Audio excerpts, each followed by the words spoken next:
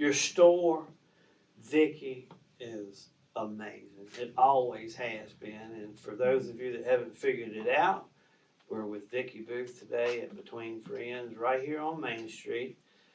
Probably the first retail business when Main Street saw its big boom back before COVID.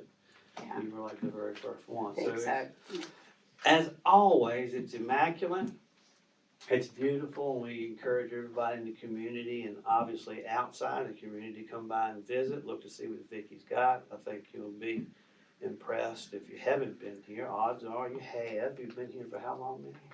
Here on Main Street, I'm in my 8th year. 8th year on Main Street here in the town of Tazewell. So we're grateful that Vickie is still here and still thriving and doing well. And we were just talking about some of the events that Vickie has had on Main Street, such as the very first farmer table.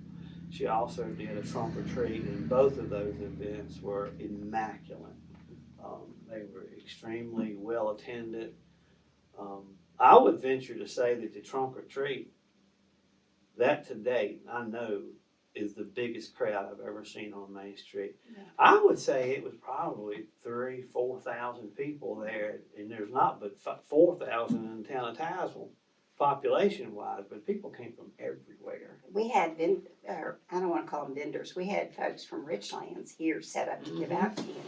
So, yeah, they had, I think they estimated back then around 3,000 at least. Right. It was big, and it was fun.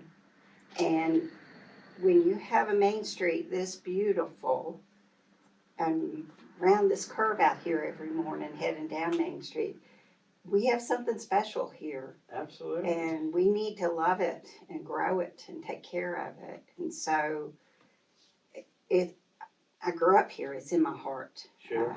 I want our town to survive.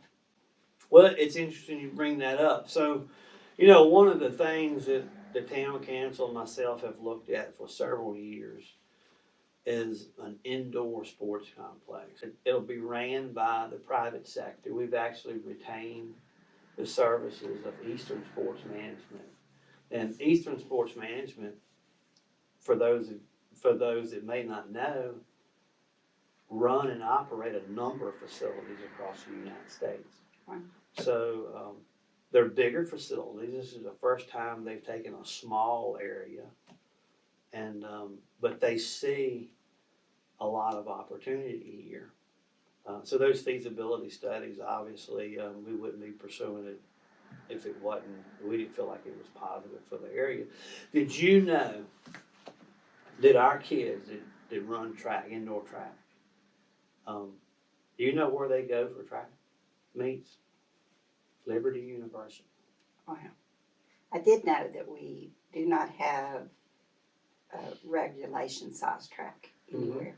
Yeah, there's not one around. Our kids in this region go all the way to Liberty University just to run an indoor track. So obviously, if we could have a facility here that had a sanctioned indoor track, the idea is to bring people from outside here.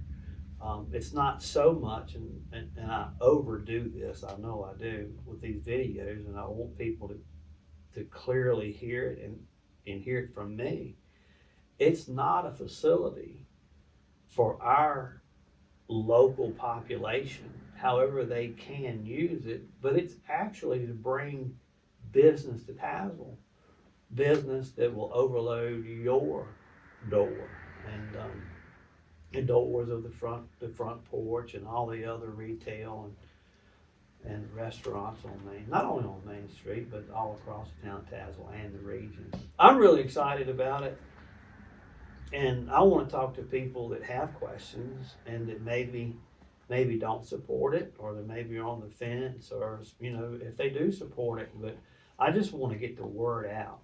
You know, you can ask me some tough questions, and maybe some of them I can't answer, and I'll get answers back to you, but at least we're getting it out there in the community. So that's the whole idea. And I do have some questions. I'm ready to go.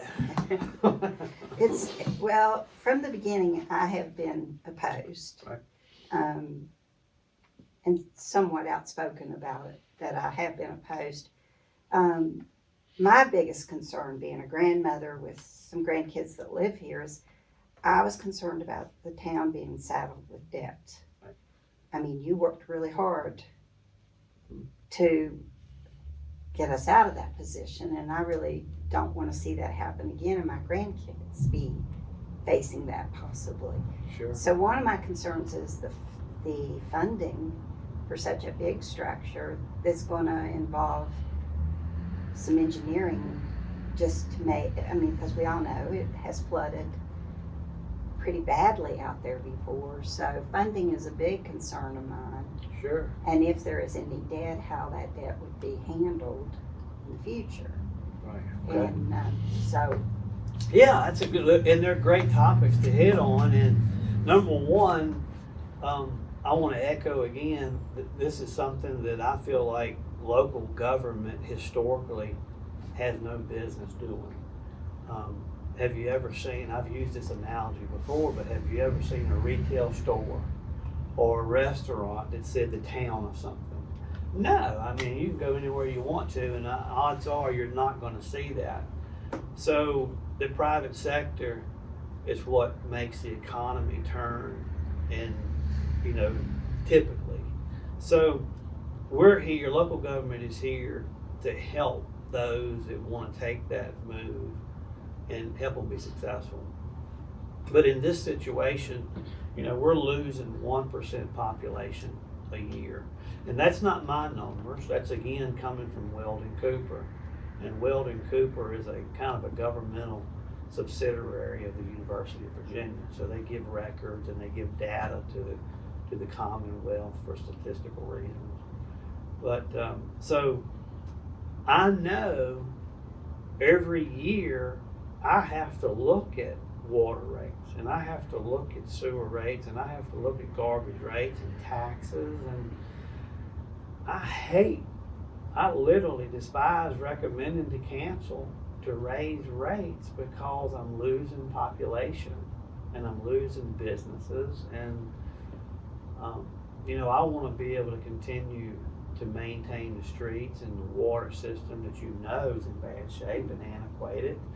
So if we don't do something in local government, we're going to find ourselves sitting on the curb wondering where the wind came from to put us there. Yeah. So we're trying to step outside the box. We're trying to think outside the box as local government officials, and trying to implement something that will have a positive return on investment for the entire community, not just a specific area or a specific individual, but the entire community, the entire region actually. So this project is estimated at $20 million, and wow, that's a lot of money for a small town to come up with. So our plan, which seems to change weekly or monthly, but our plan is to very aggressively go after grants. And there's a lot of federal grants out there right now. And we feel rather confident that we can capitalize to a degree. And $15 million is a target, a goal to try to raise. And that's a $20 million project. Well, anytime you fill out a grant, and I don't care if it's for a local funding agency or whether it's DHCD, whether it's a CDBG grant or it's a federal grant like IRF or any type of grant that's out there, they want to see a local match. They want to see how much skin you're bringing to the table. So the way they look at it is that if you're not bringing cash to the table, it must not be important to you. And they are not going to fund 100%. So, I mean, why should they offset our debts 100%? So what we did is we talked to Eastern Sports Management, and Eastern Sports Management has agreed, and we're working on that contractually as we speak, to contractually get that in writing. But they are willing to give the town $300 $168,000 a year and guarantee it. Wow. They're guaranteeing that in writing, which if you back into that $5.5 million at 6%, that's about what it is. So if we can get that guarantee that they'll make that debt service payment, that theoretically means that there's no local tax dollars going into that debt service or that bond that we will have to float. So that really sounds good. And you know the saying, if it sounds too good to be true, it probably is. And I absolutely understand that. And until I have that sheet of paper in hand, I won't believe it. So I'm still waiting on it. So, who exactly is going to own the property, the facility? Yeah, great question. So actually, the Town of Tazewell IEDA, a legislatively recognized board, the Industrial Development Authority of the Town of Tazewell, will own that building 100%. And actually, the existence of that building, that $5 million will be paid for by the management company that's managing it. And if you could imagine, for them to be ready to sign contractually that they'll give us that amount of money, wow, look at the factor of safety that's there for them. Look at the amount of money that they're looking at for them. There's not another super indoor sports complex within probably 200, 250 miles of here. There's one in Roanoke. I think it's got like four gyms maybe. There's one in Tennessee across the line a little ways, but Johnson City, I think. Johnson City. Yeah. But ours, the one we're planning, will have 8 indoor sized basketball courts. Plus it'll have 8,500 square foot of indoor turf for indoor soccer, indoor batting cages, just et cetera, et cetera. So it's not a bona fide gymnasium. It's absolutely a destination. And that's what we're trying to target. So you had mentioned also about the old Ramey lot and flood. And so we're well aware that parking lot has flooded a number of times over the years. And the subdivision that's in behind it, kind of east behind it, has also experienced flooding over the years. So we're going to address that, and there's a couple methods to do it. One of them is to elevate the building out of the floodway, still utilize the parking lot. But the most favorable and cosmetically pleasing method is to elevate the site. And according to our code that we follow, and it follows state code, it would be at least 2 foot above base flood elevation. So the back of that lot, when you drive by it on Fincastle, would be elevated in the air approximately 8.5 foot. So it, at the same time, it's our objective to try to help the flooding on Texas Street, for example, that has experienced some awful flooding. So it's not just the location for the sports complex. We got a couple of projects there we're trying to accomplish at one time. So I've had people express a concern about when they elevate the building, when they go in there and do this, where is that water going to go? How is that going to affect the flow of water through there? Sure. So Well, west of it, is it going to flood? it's not Dial Rock. It's not the Texas Street. It's not that stream of water coming out of Grattan in the Clear Fork area that floods. It's the clinch that's pushing back up that pipe. So as an engineer, but not a hydraulic engineer, I can relate to what their task is and what they're going to try to do. But actually just relocating that pipe and being a little more aware and cautious of the direction in which that pipe is laid in there will tremendously address flooding. Plus there'll be other actions that are taken, that not just moving the pipe and relocating it, but so we obviously look forward to multiple successful projects there. So I was recently told that, and this has just been since yesterday, that Eastern Sports Management's only in this for like 3 years. I have never heard that comment from Eastern Sports Management. I've never heard that comment in any contracts or any documents or any feasibility studies. Eastern Sports Management has been around a long time, and our agreement that we have with them, and again, I'm not an attorney, I don't have all the answers, I just know that we have a very planned direction, and it'll be at least a 40-year contract. So the owners and management of Eastern Sports Management may move on, and other entities may take them over, may buy them out, but that contract will still be in place. So it's kind of like putting a overlay in a deed for your property if there's an overlay in there. So what does that mean if Eastern Sports moved on?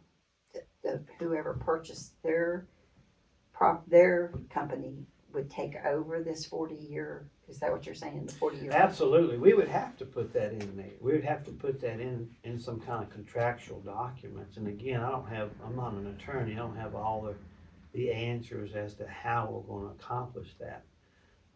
But it will be a minimum of a 40-year lease on that building. So obviously you can throw a wrench into any situation and create an adverse situation that we have to deal with. And it could happen. I mean, everything's got some risk to it. It absolutely does. The ultimate goal here, the only reason the town's looking at it, is to try to save or create an economy.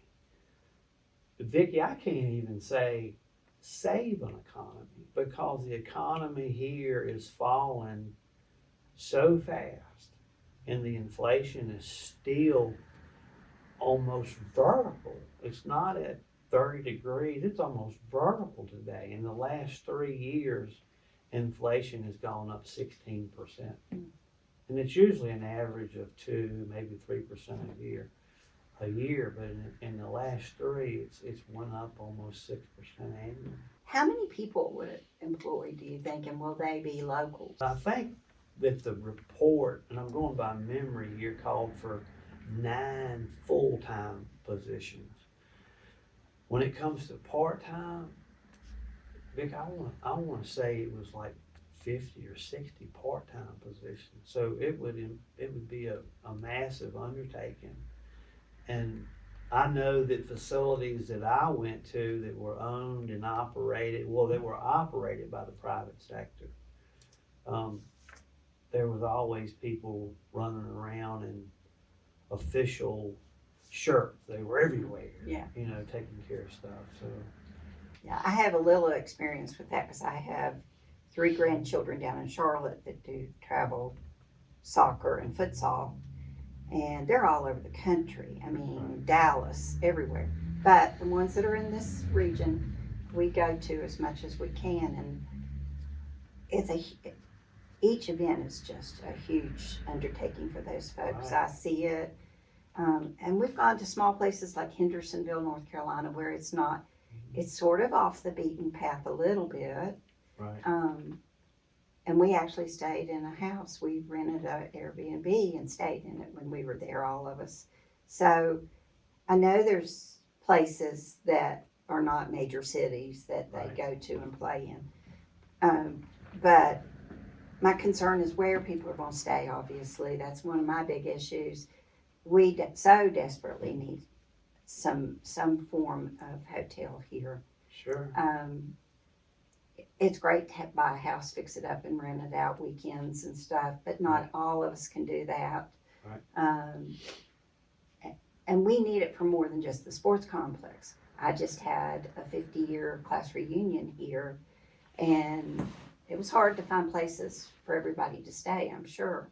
But tell me about the prospects of getting a hotel with this. Absolutely. So I've been asked that question by a number of people. Let me interject one more part of Oh, that. sure. That Junior pointed out, is that going to be, is it going to be here in Tazewell, in the corporate limits, so that there will be tax revenue for the town? Right. That question recently came up in a conversation that I had. How would we feel about it being outside of our political jurisdiction? I would love to have it inside our political jurisdiction, and I can tell you that the town council and the IEDA at this point officially expect that. So there's been no discussion officially in open forum or behind closed doors about it being an executive session, is what I mean by that, but about it being outside of our political jurisdiction. Now, there has been some communication that I actually had recently that the idea of it being outside. So for me, I'm a little biased Tazewell, obviously, but I would love to have it right here within our political jurisdiction or inside our corporate limits. But if it's outside and it's close, like just Exit 1. well, exit 1, yeah. If it's just closed, you're still going to get the traffic. Would we make the money that justifies the $368,000 debt service payment? No. So if it's outside of our political jurisdiction, we lose B-poll, we lose meals tax. We actually lose a legislatively recognized real estate tax, even though it's owned by the local government. So that would be a huge game changer. We'd almost have to start over with our negotiations if it was outside.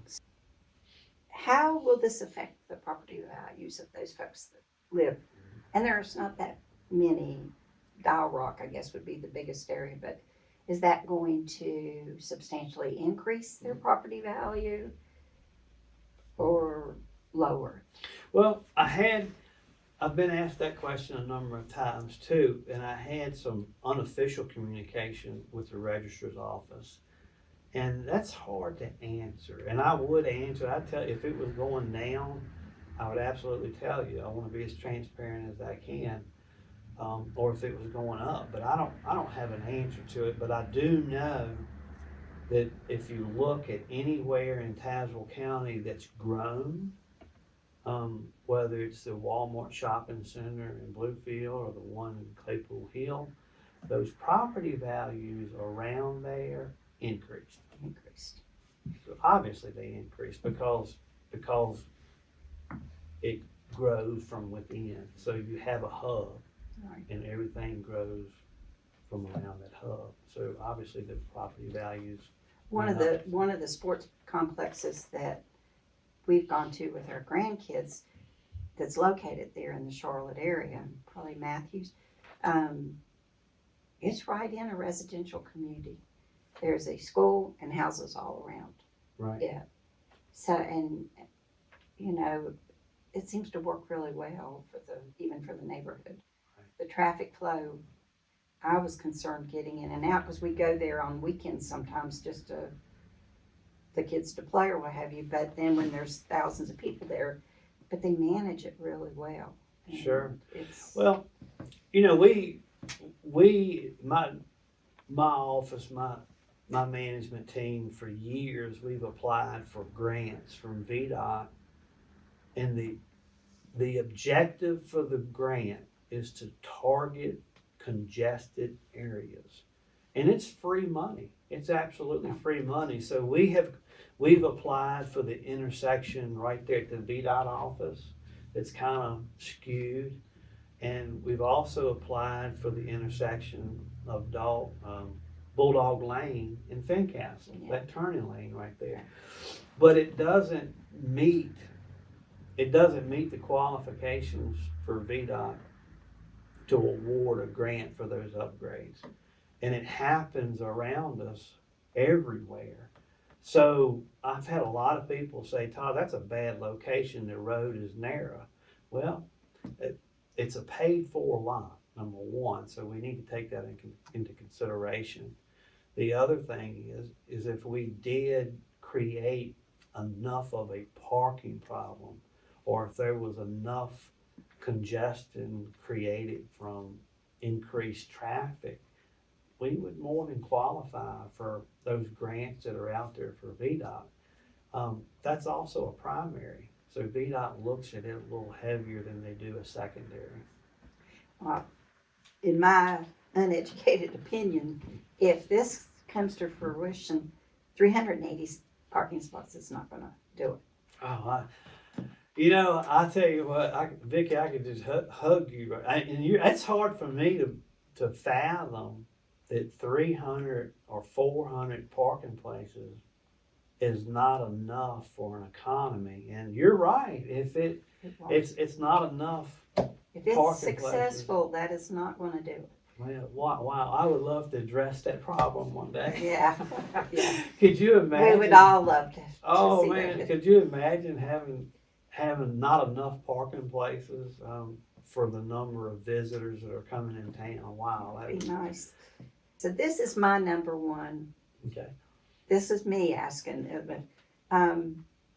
So I'm coming of age where medical care is essential. We have very, very limited medical care here now. But Right. if these kids get hurt, and it happens, I have one grandson that has suffered 1 mild and 2 very serious concussions playing soccer. Luckily, where they play, there are head injury clinics that they whisk them off to immediately. What are we going to do here in the event that someone is hurt? Even broken bones, Right. I mean, that's an issue that applies to so much more than just the sports complex in the fact that we need health care here. But this is more emergency health care that we're looking at. And Right. there's those possibilities. You've traveled, Sure. Kids get hurt. I think it's inevitable. I think that every Saturday or every Friday or even during the week, I've traveled during school nights. I've traveled and didn't get back home at 12 o'clock at night because of travel ball tournaments. But I think it's inevitable that probably each event you're going to have a situation, whether it's a scratch or a broken thing or something, because these kids, when it comes to travel ball, number one, they don't care where they go. And if it's a game, you're going with them and you're going to bring mom, dad, cousins, brothers. So I think it's inevitable that it's going to happen. I actually had a kind of conversation with Jim Thompson, and this has been probably a year and a half ago. But we actually talked about the concept of putting a clinic in the facility, not only for the use of the kids that are there, but to also help qualify for some of the grants that are out there that cater around the medical industry. So that's a very good question. Have we advanced in that communication? No. Should we? Absolutely. There's probably a lot of grants out there that if we just put a clinic in there or some kind of education based atmosphere in there, could potentially help us qualify for more grants that are out there. Yeah. And it is going to be a concern. Absolutely. I really think it will be. I know it's a concern of mine, and I have 2 little tots running Right. around that play soccer a little bit already, and hopefully we'll continue with some sport. So you want to make sure that if they are injured, they get immediate care. Sure. And I do realize that we have an emergency room facility here, but how much can it handle? Sure. So That's a legit concern. I don't have the answer. I don't have the answer to that, but it's absolutely something now that I'm going to want to concentrate on. Yeah. I was concerned there wasn't going to be soccer facilities there. That's the fastest growing sport for young people, especially in this country. Right. I think I read that there's like over 500 kids in Tazewell County alone that play soccer. Wow. That's a lot of children. So to me, that needs to be front and center at this sports complex. And I realize basketball and definitely softball and baseball are big and need to, but soccer can't be overlooked. They really don't even have good places to play in Tazewell as it is. That's right. That's correct. And I hope that is an issue that they will figure out. Right. Well, this facility has got 8,500 square foot of indoor turf, and it's for indoor soccer. So we looked originally at the outdoor plexus, not only the indoor facilities, but the outdoor plexus also. And the outdoor plexus, as you just alluded to, probably draw more of a crowd than the indoor plex. But what made us look at a super indoor sports complex was 365. You could do it 365 days a year, and you could hold that mass quantity of people. And I would love to have the property to do an outdoor plex. Yeah. I'd love to have that amount of property. It takes a massive amount of property, obviously, to have 2 or 3 soccer fields. But doesn't mean we can't. We've actually looked at that recently, and there's some potential there to upgrade some existing areas of town to make some outdoor fields. So, and we'll continue to do that. But again, this facility will have 8,500 square foot. Now, Vic, we're early. You and I may talk 2 months from now, and it may be 10,000 square foot of indoor turf. So it's just what's planned up front. When there are events here, and I read, I think on Joe's page or comments, that there may be upwards of 5,800 people here in a weekend, hopefully. That's big and welcome, but how is EMS, the police, how are they going to be able to handle an influx of that many people? I mean, yeah, that's a great question, and again, I haven't really addressed that problem, but I can remember a discussion when I was manager in Bluefield, Virginia years ago, and I was actually talking to Art Mead, and Art Mead was a town manager, I think now, three terms back. But he said when they built Walmart, if Walmart would come, he made a commitment to hire X number more police officers. So obviously we want a safe atmosphere. Obviously, anytime you bring in a crowd, you're going to have problems, Vickie. I don't care if the crowd is here for movie night or if they're here for travel ball. I don't care. Anytime you have a crowd from outside, you're going to have issues. So there's no denying that. And we'll do everything we can to offset that, whether it's working more officers on the weekends or tournament nights, parking attendance. I mean, we'll do everything we can. The whole idea here is to bring an economy to Tazewell. I would love for you to call me and fuss at me because there's too many people coming through your door and you need to hire more people. In my dream. Yeah, that's exactly right. What can we do to help bring this about? I can tell you exactly, and I'm so glad you asked that question. But excitement breeds excitement. It does. So if if you get excited about something, I guarantee you Junior's gonna get excited about it. If he doesn't, there's gonna be a discussion between you and Junior if he's not on board with it. So it's the same way in business, you know. If I'm excited about something and I come into the office every day as manager, I'll pretty much assure you, I've seen it, my staff is gonna be upbeat. They're gonna jump right on board and we're all gonna pull in the same direction. So the people in the community need to ask questions. They need to hear this conversation you and I are having. The idea, Vickie, to answer your question, is to just talk it up. And if we can't raise the funds, it's not going to happen. And you wouldn't believe the people. It's like the bowling alley deal. You know, it fell through, but you know, at least we went to bat. At least we tried. In the hotel, we've had a couple of hotels look, they've fallen through, but at least we tried. And, you know, as manager here in Tazewell, actually in Southwest Virginia, I swing at every opportunity. I don't let a ball get by without at least swinging at it. And I'll continue to do that as manager. And the perception of that is a lot of failure. And people seem to thrive on saying, well, they'll fail again. They try.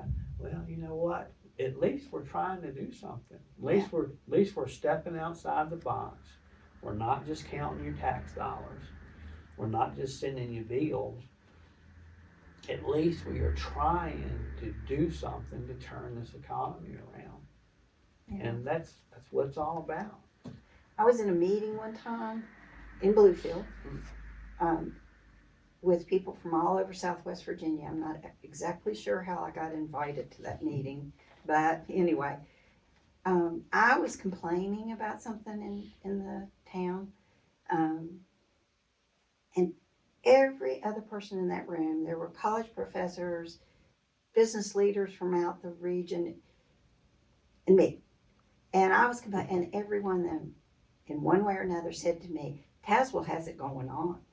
Yeah. And we did pre-COVID. We were making advancements. And I do believe if you throw something up against the wall time and time again, eventually something's going to stick. It will. And I do think something will happen. This is a wonderful place. We know it because people are moving here. That's right. And they wouldn't be coming here if they don't see the beauty, the goodness of the people here, and the possibilities that are here. So I'm all for bringing something here. My thing is, and this is my final question, businesses can't be left out. Right. And that has happened. You know, for us to promote and support this complex, we've got to feel like we're going to be part of it. Absolutely. And that can't be empty words. We want to feel like it's going to benefit us as well. Sure. So we're going to help it, obviously. So I think that's one thing that business owners want is some reassurance that we're not going to get cut out of this. Right. I absolutely feel like the only reason for that sports complex to be here is to help your business. It's not that it's going to put more paperwork on me, because I'll assure you that it'll put 5 more file cabinets on me to manage. But the whole idea is for the existing businesses to thrive. That's the whole idea. When businesses in Tazewell thrive, the locality benefits. Now I can pave more streets. Now I can get more reliable police cruisers. Now I can offer you more services at a lesser rate. So we absolutely want you to be part of it. And Vickie, I need you on board. I know what you can do when you're a team player, and you've always been. But maybe to answer that question is to do it with a thinking question. But how I would love for each business to be involved in making it a reality. And I've never thought about that. But how can we team up and create an adversary element to make this project a reality. It would absolutely, I don't think anybody denies that it would blow the doors off of Tazewell County and the region. Some of your biggest assets here are the businesses that have stuck through thick and thin. And we've been here a long time. I'm not the only one. We want to stay as long as we can. And we know a declining economy is going to put us right out of business too. It's just a matter of time. It's steadily, like a stock market chart, it's steadily declining, that line item for paving, but those roads are still out there. Mm. And I've still got to pay my employees a competitive wage, or they'll just go to Richlands or Bluefield or Lebanon, or, go to wherever, Christiansburg, Blacksburg. So I've still got to keep up with inflation in certain areas. It demands that.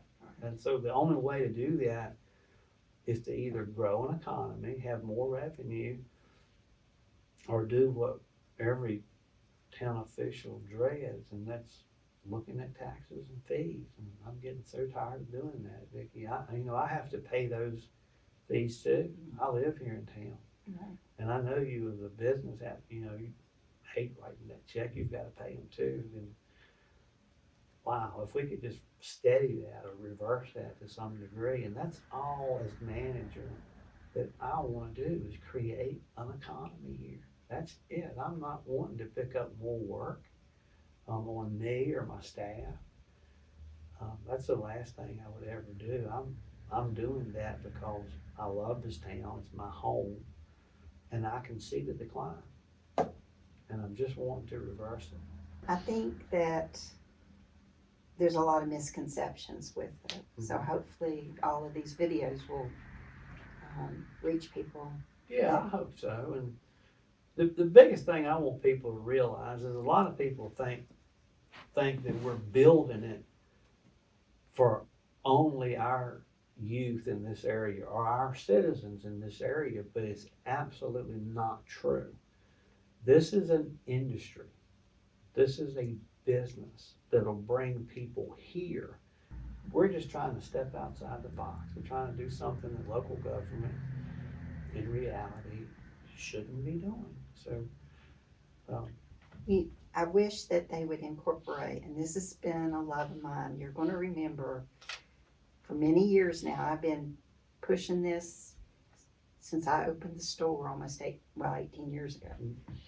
Our children need an indoor play facility, the little ones. Right. I'm talking about they're heading to Johnson City, Bristol, and spending weekends down there in the winter. There goes hotels, food, right? The cost of tickets. Right. I used to go to one in Chicago with my grandkids when they lived there. It was a steady flow in and out. Now I know that's a major city, but It was on the outskirts. Right. And our children, our little guys need something too. Absolutely. And not every child plays sports. That's right. Not every child is interested in sports. And you and I we've talked about that a number of times. And maybe, and I'm not saying maybe, I absolutely will. I'll venture that to our team. And maybe it's an element in our facility that addresses that. There's also going to be an e-sport element to this facility. I'm hopeful. I've always been hopeful for Tazewell. We've traveled a whole lot, my husband and I, and there is no place more welcoming or more beautiful. I agree. We go to the beach. At the same time, the people from the beach are coming here. And so we take for granted what's around us, it seems like. Everybody knows I talk to my customers. It's a shopping experience between friends is a 2-hour ordeal.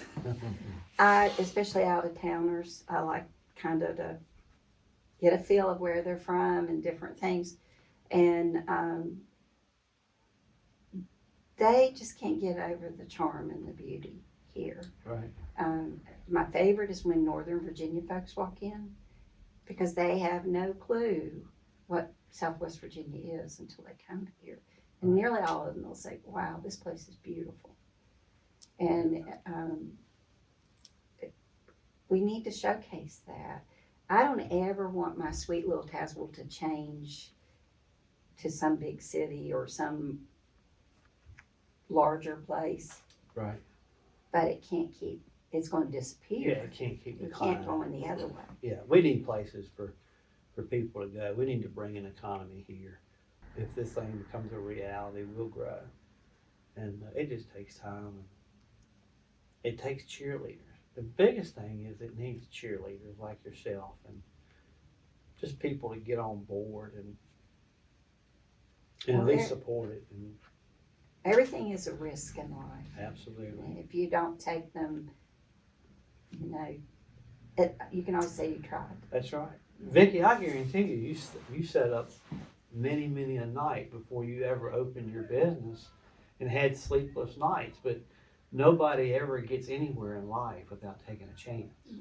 Well, the town council and the IDA are stepping outside the box and taking a chance that's kind of covered by that debt service payment. And, you know, I'm looking forward to being part of that team that, you know, makes it a reality. Well, I'm in your corner. Well, I appreciate it. You have any other questions? Nope, that's pretty much it. Well, Vickie, we appreciate it. Thank you very much. And again, with Vickie Boothe at Between Friends on Main Street in Tazewell. So it's a wonderful place. I think if we're done, I'll shop a little bit.